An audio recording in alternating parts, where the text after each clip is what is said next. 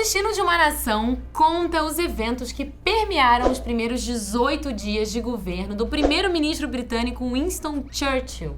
Aqui eu vou dar uma contextualizada no filme, mas com spoilers. Então, se você não assistiu, corre lá no Telecine Play, assiste ao filme todo e depois volta aqui no vídeo pra ver aí o que eu vou falar, qual vai ser a minha análise sobre o Destino de uma Nação. É importante frisar que, sim, o filme é sobre o Churchill, muito mais do que sobre o contexto em que ele está inserido, né? É sobre como ele lidou com as adversidades de uma guerra que parecia perdida. Não à toa, o Gary Oldman brilha do início ao fim numa atuação impecável, onde fica até difícil a gente perceber quem é o ator que tá ali por trás, de tão próximos que os gestos, os trejeitos, assim, o jeito de falar tá do Churchill, né? Exatamente como ele era, pelo que todo mundo fala e a gente pode ver. Se você quiser até comparar, pesquisa aí na internet que tem alguns registros do Churchill que você pode até ver, assim, como é muito parecido, né? E é claro, ele ganhou o Oscar de melhor ator por esse filme. Mérito também da equipe de maquiagem que o deixou assim, fisicamente igualzinho ao primeiro-ministro britânico e, claro, também levou o Oscar no ano passado. You've wanted this your entire adult life? No, since the nursery. What do the public want? It's your own party to whom you'll have to prove yourself. I'm getting the job only because the ship is sinking. It's not a gift, it's revenge.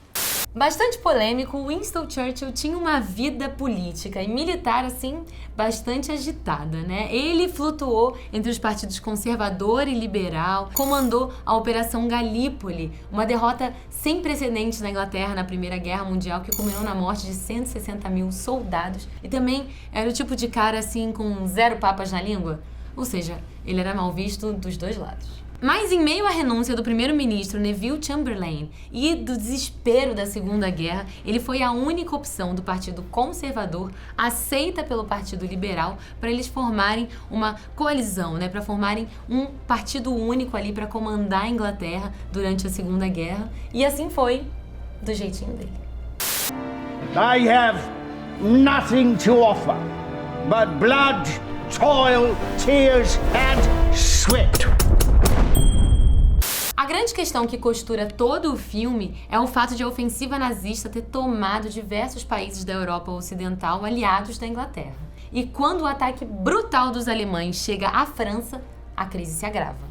Praticamente toda a força militar da Inglaterra, cerca de 300 mil soldados, são cercados em Dunkerque, no litoral da França, e Churchill precisa tomar uma decisão: lutar ou tentar um acordo de paz. E apesar do cenário bem caótico, ele também era bem teimoso. General, tell Brigadier Nicholson the Germans must not reach the sea, not before we get our boys off of that bloody beach. I take full responsibility. Really? Really? Yes, sir. It is the reason I sit in this chair.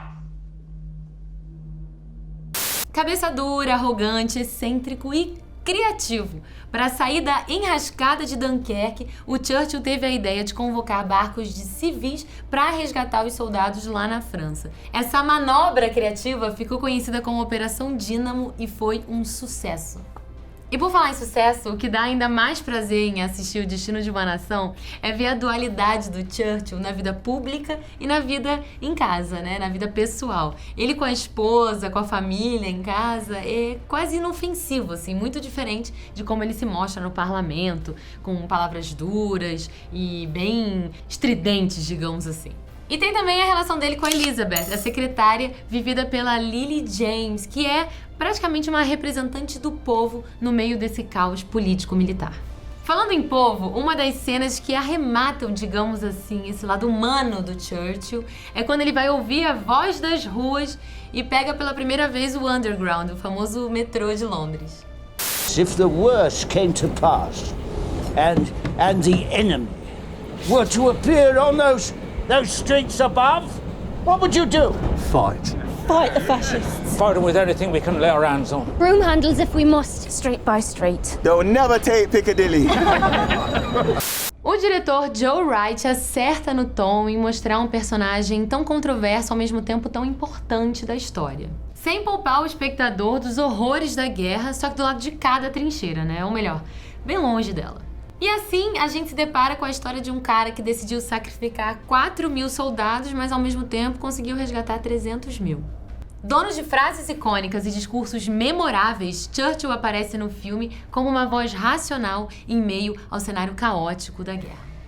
How many more dictators must be wooed, appeased, good God, given him mixed privileges, before we learn you cannot reason with a tiger when your head is in its mouth?